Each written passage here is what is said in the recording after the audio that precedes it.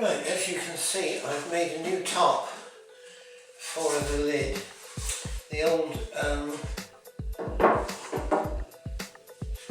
compressed cardboard top was just too delaminated and rough to replace. So I made a new top out of plywood. The thing is though, this top had an embossed double line around the top as a decorative pattern.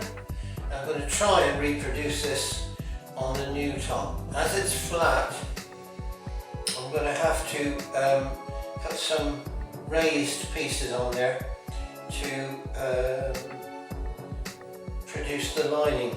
And to do that, I'm going to use some very thick cord. So here we go. First I need to draw around the outside of the old top, get the size, cut that out, and then cut out the various pieces to make up the bits of paper to produce the lines. So once I've done that, we'll get back and see how it goes when we fit it.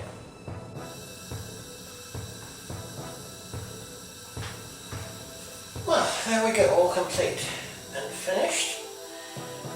I've replicated the pattern on the lid, and I must say so, it's turned out quite well, even though I say so myself.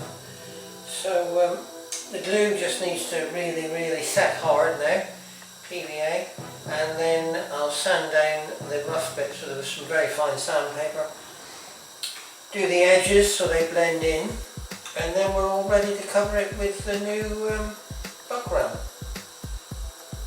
So yeah, all good.